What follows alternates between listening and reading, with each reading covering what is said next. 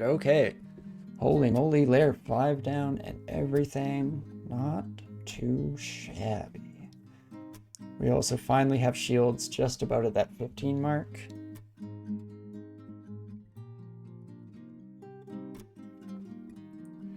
And what else is important here? I guess we should actually throw fighting back on. I should have done that a bit earlier, maybe get it around the 12 mark, especially with how low our health is as a gargoyle. It's often nice to put a little bit more experience there, try and round out that weakness, especially when you're given something like a plus 11 trident that will shore up a lot of the other kind of shortfallings that you'd normally maybe have from investing that much experience into a defensive skill early. But okay, on this floor, we immediately see that we have a gauntlet, they're called now. One of these days, I'll fully remember that and internalize it, not have to bring it up each and every time. But let's see, is it all the way out there? Oh boy.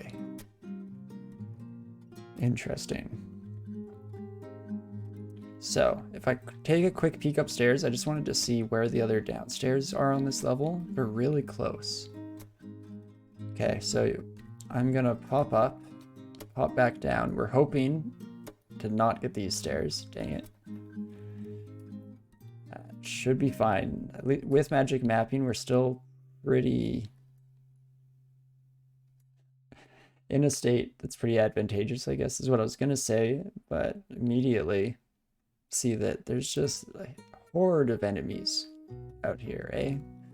Of course, just what we were hoping for. Well, let's take one more peek at who's down here. Wolves, not too scared of. Yaks, honestly not that scared of either. We can at least take the turn to drag them upstairs and then just run away, potentially. Elephant is less lovely. Let's see how many. Perfect. I was hoping we could get, oh, I spoke too soon. I was hoping we could get just 3 adjacent to us. Of course, they get their turn as well, but perfect. I believed in our abilities there to fly up, and then we're gonna run here, toggle on our flight, and then we're just gonna chill. I guess, okay, elephants are too tall. That's good to know. And the rest of these buddies will run away when they can't hit us. That's very much, part of me was remembering back to the old days of Crawl before there was even that basic level of intelligence, and I think you could really abuse stuff like that back in the day. But that's fine, I guess. We'll deal with them normally. And perfect. Oh, okay, I thought the encasing us in ice from the Rhyme Drake might have frozen us at the bottom of the stairs, but that is not the case. Oh my gosh, though. Oh my gosh, indeed. Run, run, run. The frog will be able to follow us into deep water, and the elephant as well, of course, as mentioned earlier, but it's still fine by me. Come at me. So the thing is, we don't actually have to totally poke them from standing outside of their range. We also have the option here to just be a couple steps away from safety at all times. That works out nicely. Okay, maybe now we can go to the gauntlet. I'd really like to make it there before it closes. Maybe, just maybe. We're gonna take some risky steps here, stepping into the unknown. But I do really want access to the treasure here. Oh geez, maybe I should have slowed down a little bit. Dream sheep. Okay, they're just the dream sheep at least. No hydras around. Because unfortunately, nobody is immune to being put to sleep magically here, enchanted to sleep as it were. But I think as long as it's just the 3 of them, it shouldn't be that bad even if we get put to sleep. Crap, that's a little bit worse. So I'm gonna hide in this corner where at least only one person can attack us at once, even if we're knocked out. There we go. Then, oh, before I head down, oh my gosh, for the first time ever, I'm going to remember I need to drop crap before I go in here, because who knows what kind of goodness we'll find. We'll even use an identify to just pre-clear a slot in our inventory. Unless Tempted by the scrolls now that we've identified blinking, so I might go back to potions trying to get haste and heal wounds. Mutation, it's nice to have identified. Maybe a bit early for it, but otherwise, let's see here. Remove curse we probably don't have to take with us. But it's tempting to, just in case we, for some reason, need to wield ID something. I don't know. It's a thing. It could happen. This is my issues. I don't want to drop anything. I'm like, what about that tiny percent chance that I need the specific mechanic to pull me out of certain doom? But it'll probably be fine. Like potions of magic, potions of mutation. There we go. That's one that I don't need to carry around. And that should be enough slots. I think I'm happy. Let's head on in. Starting off with a Chaos Vault. So yeah, for anyone who hasn't played much before or doesn't run into the Gauntlet very often, this is probably one of my favorite little time portals. It's always safe to go into it because you always get this little introduction period where you get to scout out and decide if you're willing to go for it, to risk the biscuit for it all here, which is pretty awesome. The one flip side to that is once you've committed, there's no backing out. You're gonna have to fight through your chambers and then also take care of the Minotaur, of course, at the end of all things. But, okay. Yeah, I guess part of why this is my favorite actually is this phase right here. I really like it when you've finished exploring all the vaults and you can like peek around and try and decide like the most optimal path, both for what you can potentially fight and also for what treasure you want to pick up, like a condenser vein. Ooh, I don't think I want to fight rain though. Shadow creatures is pretty rough for this early. A lot of the stuff it brings out. If we had more of our silver javelins, if I hadn't wasted all those, it wouldn't be quite so bad because we could always pierce through summons to hit the brain. And oh, I thought silver might do extra damage, but that's not true. Ignore that. Do you do anything, the demonic plant? No, you just look cool. And what about a brown ugly thing? Would definitely be a bit scary, but we could probably take care of that. It's always an interesting little weighing and balancing of the scales here. Because, I guess to be more explicit in my thought patterns here, I was tempted to go to the right chamber for this first one. We have a lot of RNs, so no problems from the Tormentor here, I don't think, even though they are quite a tough enemy normally. But then a nice magical pair of boots could turn into something for sure.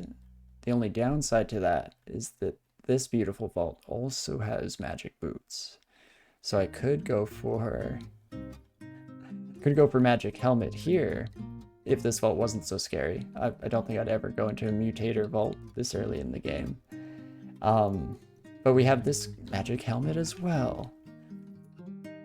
Let's do it quick. So I control F and then hit the period key to just show us everything on the ground to make sure I'm not missing anything tucked away under characters. Like, where the heck is this?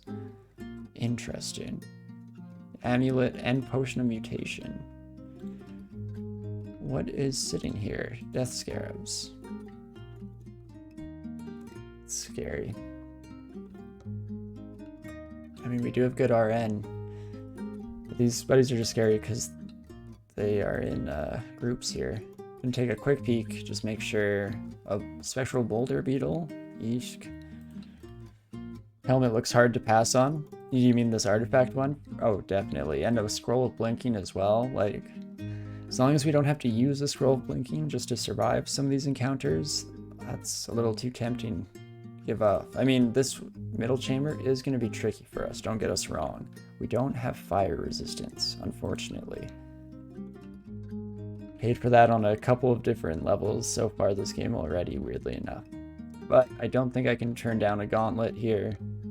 Fortunately, with Gozeg and a decent chunk of change in our pocket here, can always throw out potion petitions until we get stuff like resistance potions.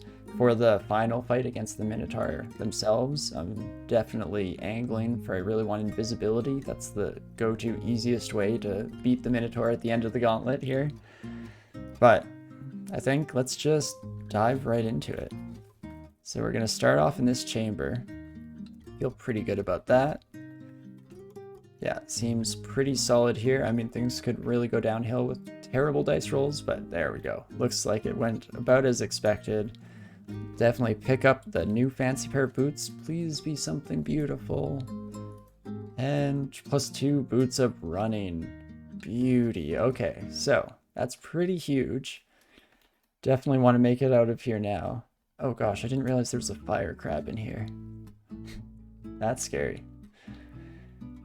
Oof. Does that change things? It kind of does. I mean, no matter what, we're locked in it now. But it does mean I might want to push a little more for potential resistance before we go in. Because as an option with Go's Egg here, we could even Potion Petition now before we even pop in. You know, come out kicking here, which may be my go-to. Wow, running with flight makes you very hard to kill? Sure hope so. That's the plan at the very least. But susceptible to cold, susceptible to poison, not cold. Okay, susceptible to cold. So looking at my Ice Blast wands here, thinking of how that might play into it, but I mean, in general, we should be able to take this. Just have to be able to kill them fast enough. I do feel I'm gonna pop an early Potion Petition. I'm hoping for any combination thing. Resistance would be beautiful, but I'll definitely even just take like a Haste Might combo that we can maybe crush through all these enemies real quick with. Let's do it. Okay, so it's extremely expensive, but we did get the option for Resistance, Might, and Haste. It's expensive. There's always more money. So, I'm going to take that amazing array of upgrades, and we're going to pop right in here. I do want to maybe get to here. A little bit of a corridor. I don't want enemies not finding me, though. There we go. The crab sauce there, right? Wait a few turns. No? The crab probably got distracted by gold. So I kind of wasted a few turns here, but essentially what I'm thinking is we could use the last bit of our potions to rush over to the crab, but I probably don't care that much about killing the crab. So that means if we're fast, we could maybe bring this array of potions that we've paid for into the next chamber. Wouldn't be too bad. Oh, do I want to fight this death one? It's the shortest route, which means we do pretty much guarantee that we could make it, at least for a little bit of time with potions in effect. This dispersal trap sucks, though. Very scary. I don't like that whatsoever, actually. But alas, the last part of this puzzle, for me at least, is that magical pair of boots we found did turn out to be boots of running, which are probably some of the best boots in the game for us to wear for the rest of the run. So I'm not very tempted by this left chamber anymore. As good as Condenser Vein is, I think I am more tempted to duke it out for the Artifact Amulet here, since we don't even have a next slot yet. So let's pop through, pop up, pop through. And now, try and take advantage. Actually, okay, you hit 14 times per... I wonder how good you are at hitting. So I think I want to reach past and take out the Death Scarab here. Unfortunately, didn't turn out anyway, but c'est la vie. In fact, I'm going to pop up here so that I'm out of sight of that Dislocations trap. Just don't have to worry about that. Okay, did we fight all the enemies here? I'm worried there's another Death Scarab just waiting somewhere. Looking good. Okay, so I'm probably not going to remember this, but anyone in chat, if you want to help me out as well. We did find a metallic pink potion here, so I'm kind of curious if that will end up being a really solid potion, like something like Haste, maybe? I have to try and remember for whenever we end up identifying that. But okay, pretty awesome being able to take our Haste, our Might, and everything into the chamber with us here definitely made all of that a little bit easier than it otherwise could have been. But we're not out of it yet. There's still a Minotaur to take down here. The easiest solution, and in fact, I have no weird like asterisk bad weapons this time. So I'm going to switch to the dagger and check. 71% chance of failure for evoke invisibility and max HP drain as a cost is interesting. Oh. Because like I mentioned on our entrance into this place, invisibility is a huge help against the Minotaur. So that's, if it's an option, as an evocable especially, I do definitely like to do that. Why don't you try your new staff? Which one is that? Am I carrying around a staff? I'm unaware of it here. Should double check because there's always a good chance that I am forgetting something.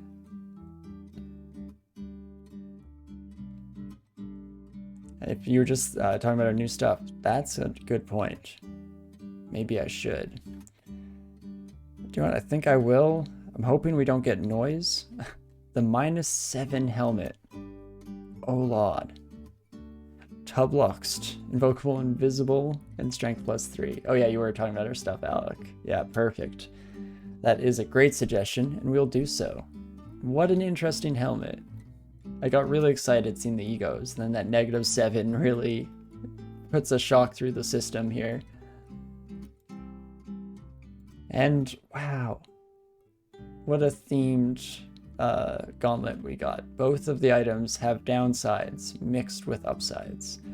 In accuracy, I mean, we have amazing chances to hit with our +11, but I don't think I want to risk that.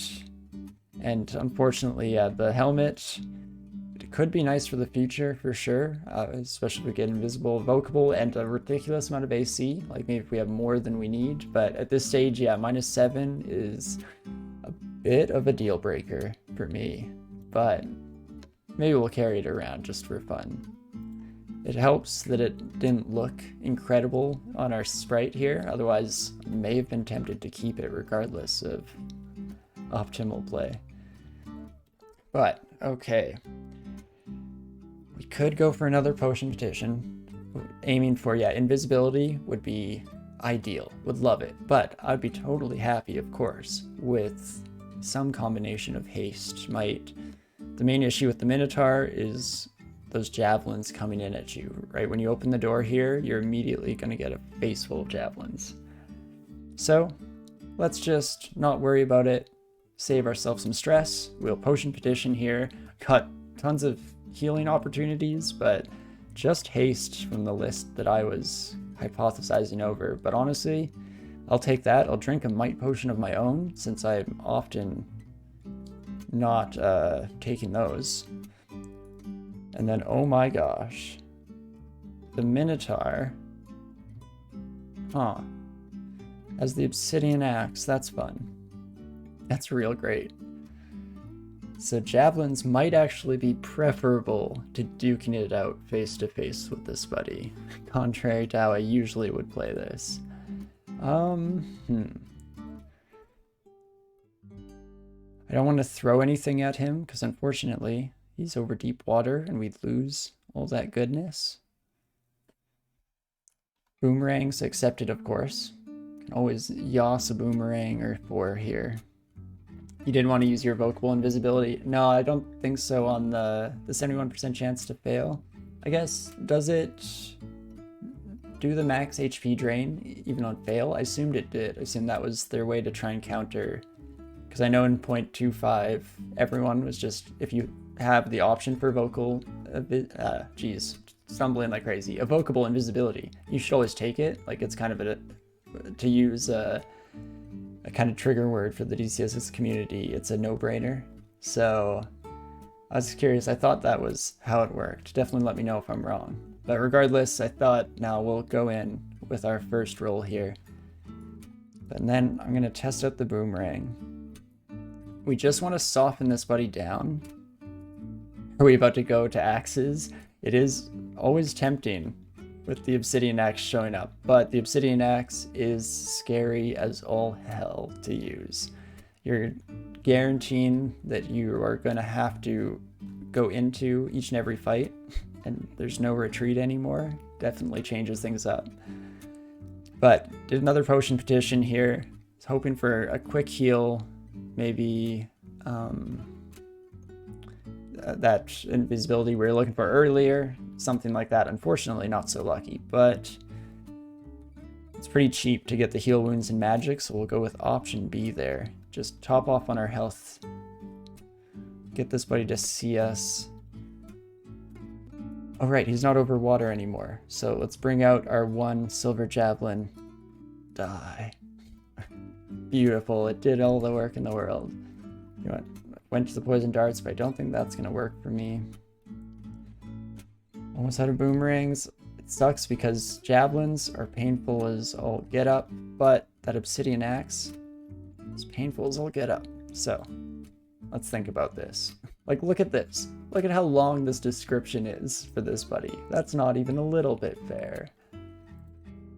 A +4 ring of protection. See, your AC is wacky, hey? Jeez Louise, this is gonna hurt if and when he hits us. We are hasted, so I might just step away.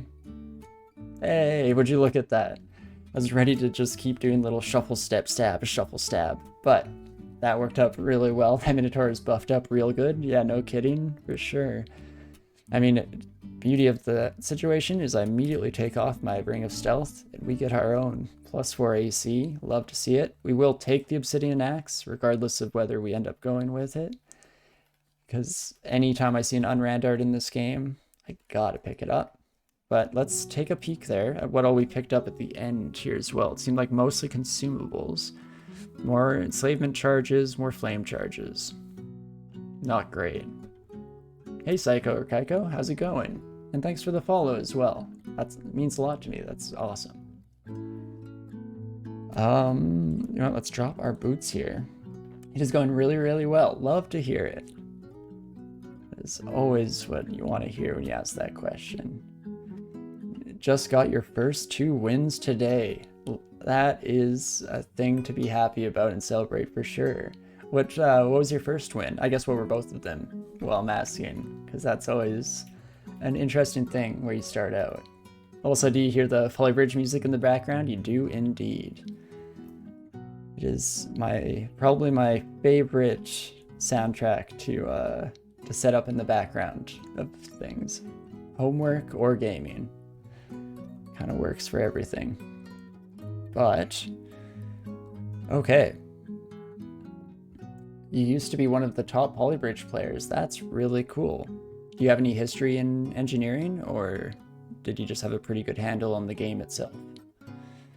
As for us here, right, let's drop Ring of Stealth. Don't need that whatsoever. You're a physics and engineering buff? Very cool. I am in physics myself as well, so I definitely can see the appeal of that. I actually need to play more Polybridge myself. I've dabbled in it a little bit, but it's been a long time since I gave it a good solid play. I've definitely forgotten most of the maps that I've cleared anyway, so it'd be a good time to go back to it.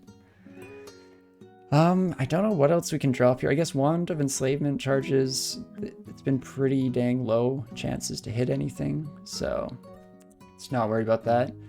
And you just started DCSS 2.5 weeks ago. It's very fun. Nice, I'm glad you're enjoying it. It's always awesome to see new people getting into it. It's definitely pretty addictive. I first played it, yeah, years and years ago, back in, I want to say like 08, 09, but that could be a little hyperbolic. It might have been definitely as early as 2011, because I know that I got a little netbook, like notebook computer that sucked, but was definitely good enough for DCSS, and it was great for traveling, so it's one of the few games I was able to play overseas back in 2011. Maybe that's part of what always has lodged it into its kind of special place in my heart here as well. But your first win was a Troll Berserker. Nice, that is a classic first win. I'm actually almost excited for when we get to Troll in our attempts to win with every species here, because it's been too long since I had a good old Troll run. In fact, I was probably going to go as a Troll Berserker just to kind of ham it up with the most classic of combos. Especially since I rarely go Berserker these days, so it'd be nice to find at least one opportunity to sneak that background in there. Come on, Kobold Berserker. Oh, that's actually a good point. I do love me a Kobold evasion-based Berserker. Get some really good short blades going. I actually should have won with my Minotaur Berserker because I got to Zot with him first and got experience level with him first. Oh, do you mean experience level 27, like max? But nice, yeah. That's another classic combo for sure. Oh my gosh, just gonna retreat. With the Torpor Snail involved, I was not a fan of this situation. Even though fighting on the stairs here, I don't mind. That works out. Yeah, but I was so geared, I was scared to go in blind with such a good character. He was so stacked. Oh, so that ended up being your second win that you eked out today? But nice, that makes sense. It is definitely a good idea in this game to always experience things fresh with a character you don't care too much about losing, because the first time you run into a lot of things in this game, you're probably going to die to them. It's just kind of a fact of life that we deal with. But yeah, no, you had all resistances maxed with epic artifacts. You love to see it. Got to Zot 1 and paused. No, like I said, always a good idea. But especially the first time, which I don't know how long before you'll start getting the itch for it. But the first time you start going into the extended game, be ready to lose all the first characters that you bring against most of those bosses. I guess to a certain extent, it's a little less true with how much information is available online and stuff. Like, I definitely researched the heck out of all that before even thinking of hopping in myself. So that does help. Jeez Louise also, by the way. Not my favorite little end vault here. Cattle-Plebis and Death Yaks, oh my. But you wanted your first Zot to be on one that wasn't as good? No, exactly. And you were very surprised to actually have success on your first ever attempt at certain milestones, like Vaults 5 and Escape. Nice, that is huge, for sure. Very much something to be proud of in your first little bit here. Because first victories alone are amazing, but yeah, Vaults 5 can definitely be a bit of a nightmare the first time, especially if you're completely unprepared. Hopefully you had a bit of an idea of what you were running into. But alright, now that we're right by the stairs, I'm gonna settle in for a little bit of combat here, just try and take out the Cattle-Plebis, and then maybe stair dance a few of these bad boys up while we're at it if we can. But no, again, Psycho or Kiko, or Kaiko. I never know how to pronounce people's names. Definitely let me know if you really want things pronounced right. I can try and go with any phonetics. But yeah, very much congratulations again. It's awesome. It is a play on Psycho, but I'm not picky. Cool. Do you like it? A little bit of clever play with the silly array of sounds that English letters can make. C's are so versatile in that way. It's one of my favorite things to do for naming specifically like high fantasy RPG characters. I mean, I'm not doing it here because I kind of like having the names be a nice add a sight what species and background I'm playing, but normally in high fantasy I like to go with standard kind of average names like Steve and just completely butcher the spelling, or not butcher it, but find a creative alternative, let's say. Well, I wouldn't say clever. I came up with this back in 2003 when I was young, and it just stuck. As is usually the way with our internet pseudonyms here. I guess technically did do a little bit of rebranding with starting streaming here, because for the longest time I was always Kukelark, was my online pseudonym, but decided to finally give that one a go. It's not even created by me in the first place. I'm pretty sure when I was, yeah, like 8 or something, I stole it from my older sister's friend. Her online name was Kuklark, and I stole it. Luckily, she wasn't a gamer or anything, so we never had to butt heads over who got to have the name on Steam or whatever, but definitely was about time that I had a bit more originality in my choice of title here, something that I can stick with. I think the only thing I've ever streamed on Twitch was Polybridge and Polybridge 2. Nice though, these are good ones to stream. I definitely might get around someday to doing the same. Won't be quite as impressive as your performance, I'm sure. In fact, it might be a little bit painful at times, but a heck of a lot of fun regardless. I'm gonna drop the inaccuracy amulet that we picked up in the gauntlet now. I've kind of forgot that we were still holding onto that in our back pocket, but okie dokie, there is layer 6 all done and done. Lovely, not too shabby at all. Even got the gauntlet out of that, got some nice little bits of treasure, some good items. Now it's gonna be quite a few options as to where we want to go next. Probably out to the standard dungeon, maybe do a little bit of poking around out there down to D11. Maybe go into Orc. We don't have Seen Visible yet, right? Just the Obsidian Axe. It is fun, and I think it'd be great if I could catch those streams from you. Yeah, I'll definitely try and let people know in advance, even though, because I have absolutely no presence on places like Twitter and Instagram, which I I've been meaning to get some kind of a foothold there. But I'll try and mention it on stream if we're ever guaranteed to be playing it. But with Twitch integration, it can be fun to help players learn advanced tricks. That is really cool.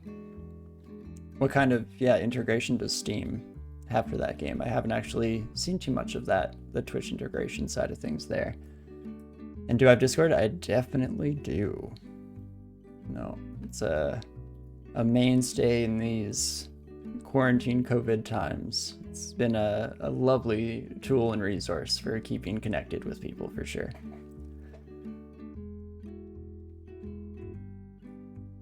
But I should, at some point, I'll probably put together a channel that I guess people can all join and we can chat on.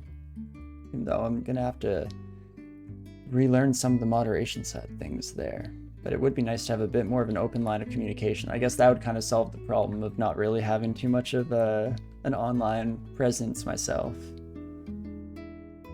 Discord notifications are how you catch all of your favorite streamers going live notifications. Oh, it's good to know. Didn't even realize that it had that functionality. So many really good programs that integrate all these systems really well. It's impressed me every time. I need to do more research and exploration of potential possibilities. But I should, real quick, before we continue this on, just decide where I'm going so I can set my character. I think we are going to dip into Orc, hopefully find some good bits of equipment on the first floor here, see how it goes. Hey Brain, how's it going?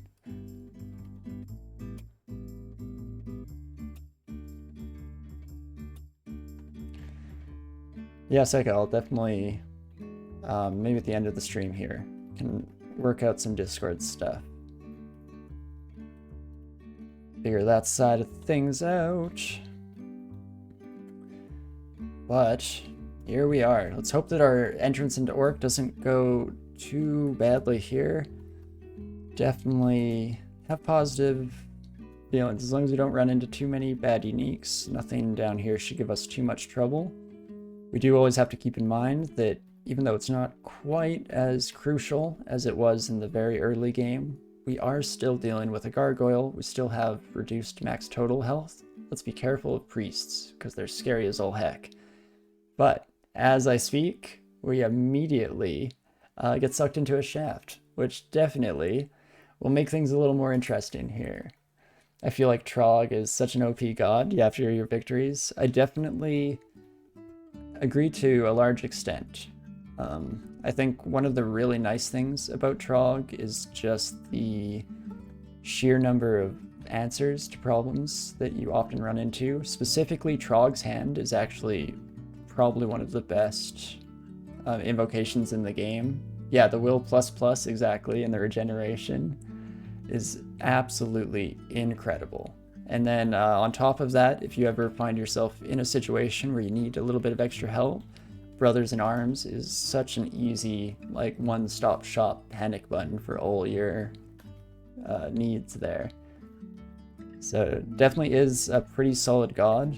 I rank Trog very similarly in my head to McLeod in terms of how many of those kind of solutions they're able to provide for the mid game that specifically fill holes in the in like a sword and board fighter's build, I guess.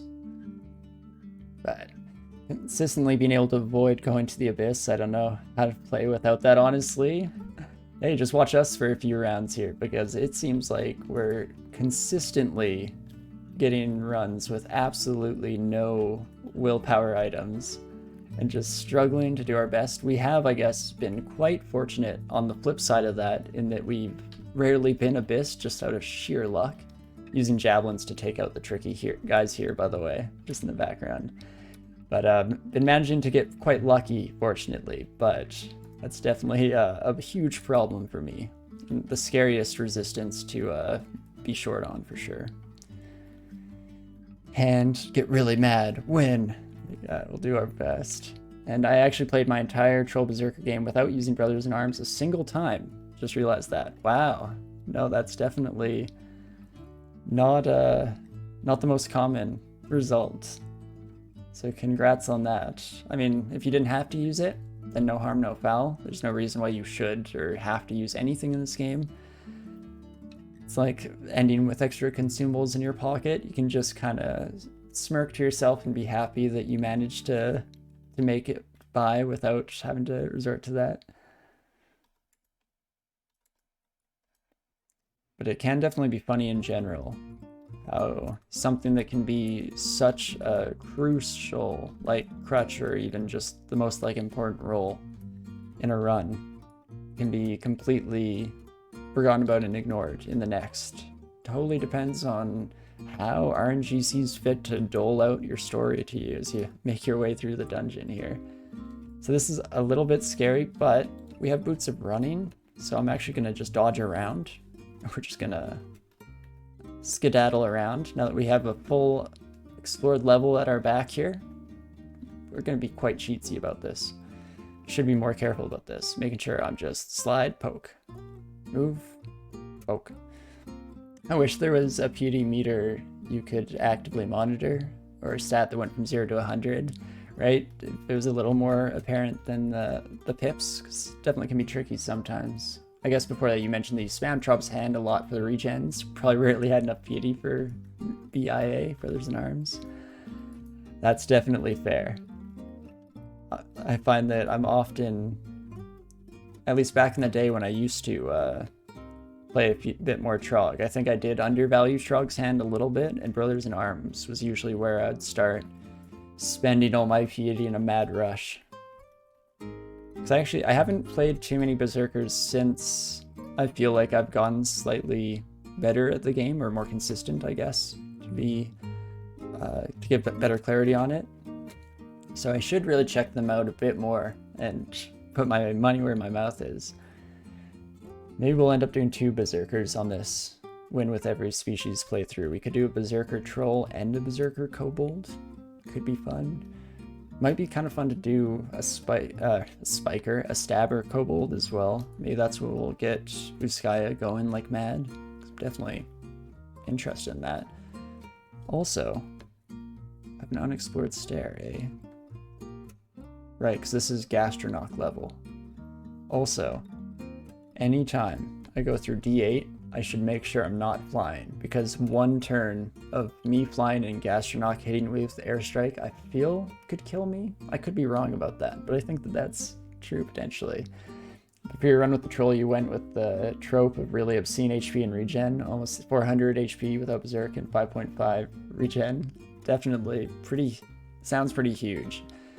It's like going Vine Stalkers when you can get ridiculous amounts of regen, and then it's just doesn't matter how much damage things are applying to you, you'll heal through it throughout the course of a fight. But I could go down to Orc 2 here, peek our head in. I'm a little bit frightened of the summons we'd have to deal with. I mean, we have 14 silver javelins.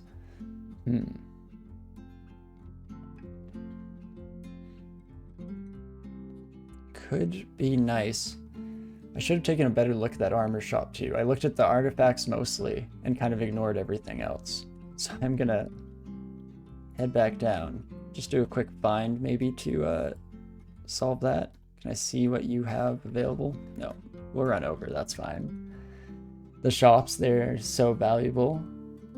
You mean in Orc 2? Definitely will be.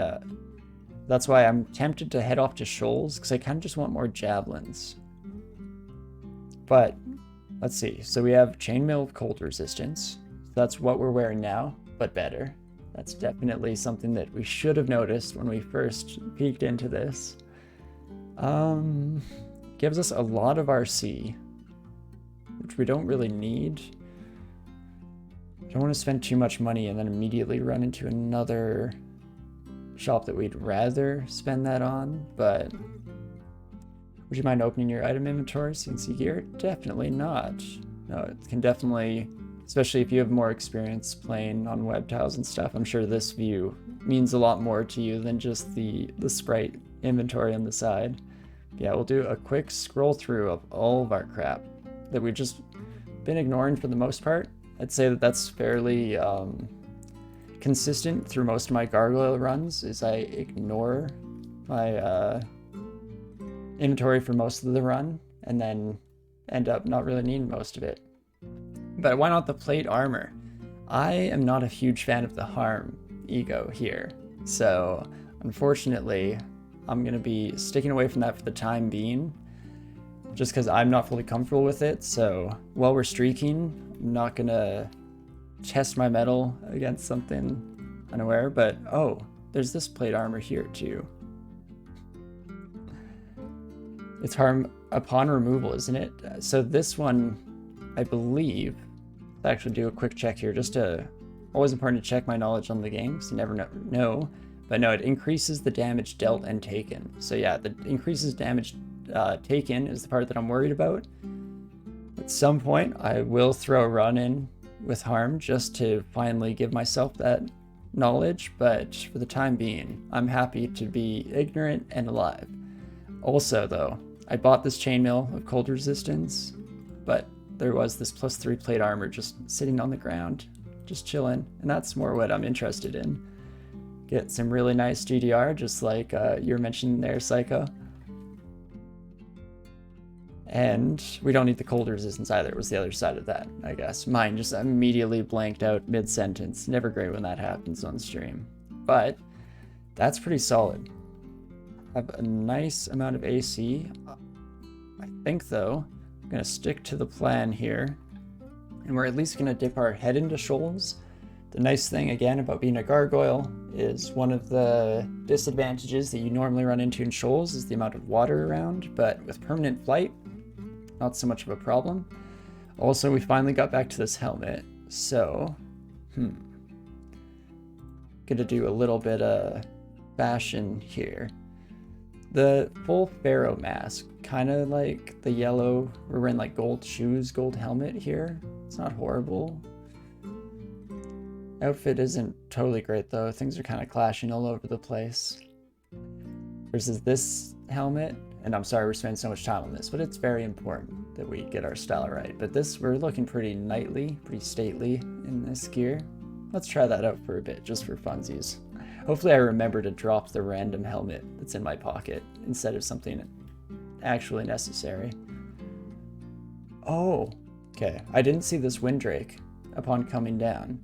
So we got blown off of our entrance, which is not great. I'm probably gonna head for that immediately here. Jeez Louise, stop, please. Sir, Please. Fortunately, the Manticore hasn't barbed us yet. But, real quick here. If things aren't dealing that much damage, we should probably just fight. But I think things are dealing way too much damage. But the chances of me getting to that stairway past this Drake, not great. So, other options here. Take a quick posture check break, actually. Stretch out. Oh gosh, I forget how stiffly crammed in here. Okay. But, couple of options. One thing is we can use this flame wand to create clouds, which is kind of nice. I don't know how much that helps us here at this point. If I'd noticed the Windrake right when I came down, we could have put up a fog wall using the water around us.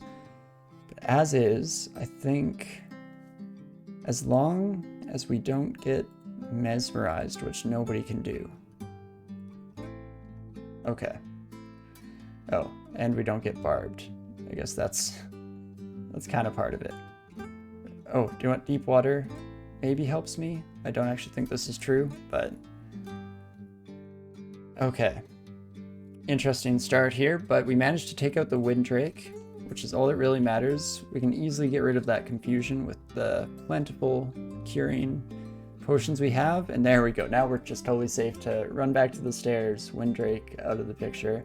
I'm gonna fight while we're standing on the stairs because this is an easy retreat. In fact, there we go. We will do so, do just that, and there we go. Oh, the egress or the entrance into shoals is always a little bit tricky and a little bit scary for me, especially when they happen to have those pesky little Windrakes. You'd think that the fact that a run of mine has died to that problem before, not on stream, but back in the day, even once though, it should have taught me to never run into that exact problem again. But hey, we're here to make stupid mistakes all day. Keep it up. Also, oh wait, I don't want to kill you over deep water. So we're gonna take damage going back, but I really don't want that merfolk's javelins in the water. In fact, we'll pop up and heal just to be completely safe. Let's not die stupidly to some javelins that are hitting slightly harder than we expect. Make sure we step somewhere also so that their thrown javelins aren't going to waste in the deep water. There we go. That is exactly what we're here for, though, is this sheer number of throwing consumables that we can get. Oh, pack is full. Whoops. Common problem with us. But remember to throw at the hat that we're no longer wearing. And, you know, now that I think about it, I should just create a stash for these unran darts. I shouldn't carry them around for the rest of the game. At least, maybe more we'll keep around. Keep Mort around for the willpower increase. The rest of this crap, though, let's drop off, and then we should also get around to identifying this ring. Poison resistance ring, kind of useless to us. Switch back to our RN, but we'll also identify this amulet. And we get an amulet of regeneration. So that's pretty timely, considering the fact that we were just talking about regen runs, but well, not quite at that ridiculous level ourselves yet. It's a start at the very least. And with that, we can head back into shoals, run around picking up all these bad boys. Regen is nice, no, definitely, and especially on a durable fighter that is able to... I should probably do the same thing where I try and... Actually, do it. I'm gonna do it. I really want those javelins. Hide around this corner. Follow me, please. Was perfect. And as long as they're able to stab me, they won't throw their javelins. And there we go. But no, yeah, I guess I was just saying that on like a durable fighter that can make it through extended combats, it's definitely nice to have the regen to supplement that and just kind of keep you topped off throughout the whole thing. Brave of you to encourage those nice lads to donate you all those javelins by standing there getting shot. Right? I can't help it though. Definitely want a nice supply of them in my back pocket so that I just don't have to worry whatsoever about them getting mulched.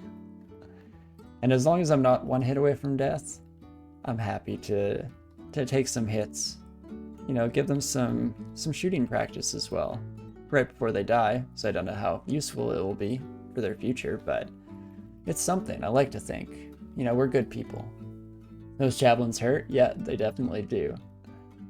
But Corona status, Monka S. Hey, at least this time around we're just getting inflicted by it. We're not actively spreading Corona throughout the dungeon ourselves, because Murphy was slinging that spell left and right.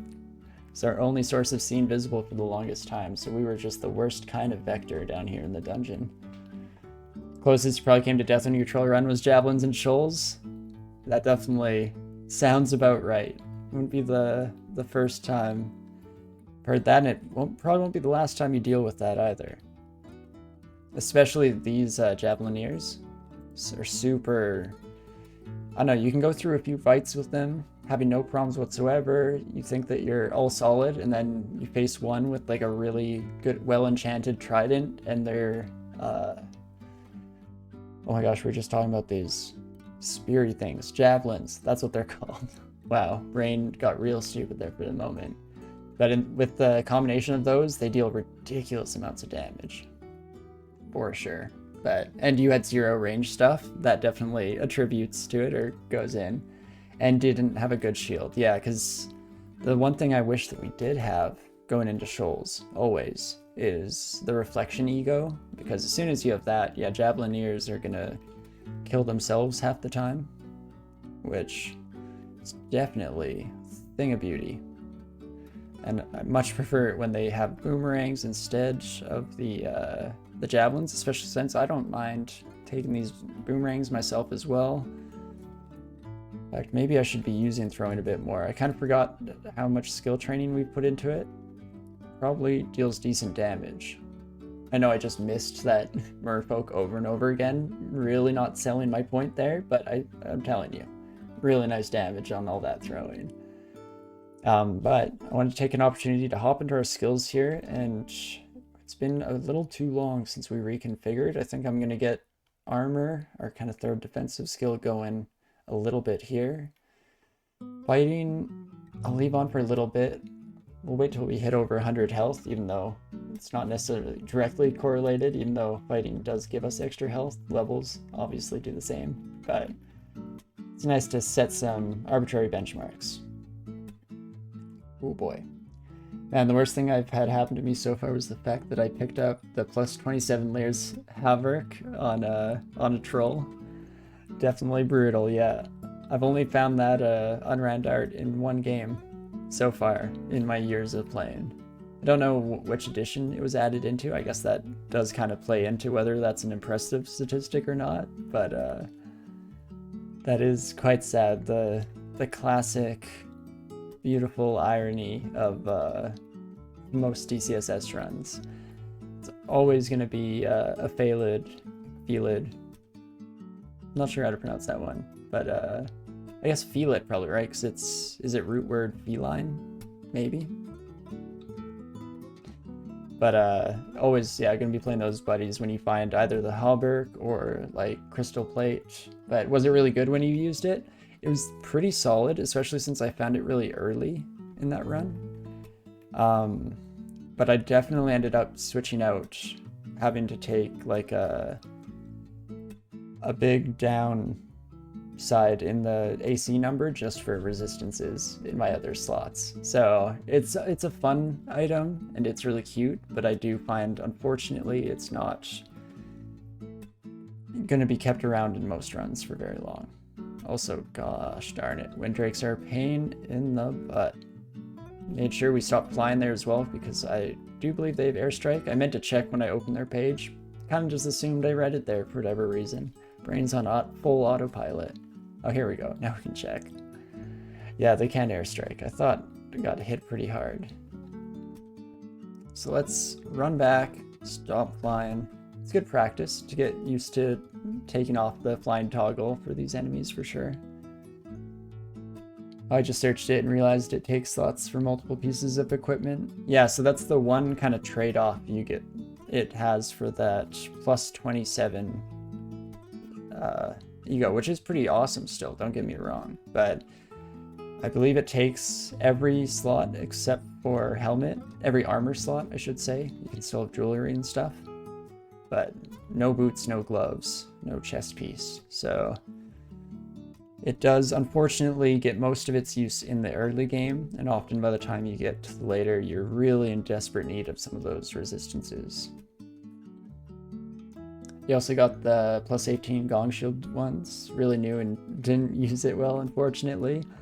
Yeah, especially, I feel like the Gong Shield and the Singing Sword are two items that, oh my gosh, I'm just waiting here when I should be throwing at the very least. Ready to hop up at any point, for sure. But yeah, both the Singing Sword and the Gong Shield, the noise mechanic isn't always so obvious how much of an effect it has on your game, but especially the gong. Oh gosh, I need to run out of there. The gong will absolutely murder your characters if they're not prepared to deal with the amount of noise that it's making in each and every fight. But it is an absolutely incredible item as well. And in fact, as much as I say that about those two items, one of my favorite run, I don't know, archetypes is on that rare run when you're able to find both the Shield of Gong and the Singing Sword, and you just go full. I mean, you obviously worship Quaslol as well, and you end up just going full noise build. Every time you walk down onto a level, it's essentially similar to being permanently marked. Just call out everyone in the area to you. But quite powerful if you can do your way through that many encounters in a row. Which some runs definitely can, no problem. It's absolutely wacky. Do you just indefinitely stair kite? I actually try not to too much. So even with like that full noise run, even though it seems like you probably should, I would recommend just duking it out. Oh geez, speaking of getting marked and calling attention to ourselves, that's a fun trap to run into. Oh geez Louise. And Louise is here as well. 52% chance for banishment. Just for fun's sake. Yeah, no, just for fun's sake, I think you gotta, if you go the full noise build, as soon as you go down a stairway, just loud and proud, stand your ground.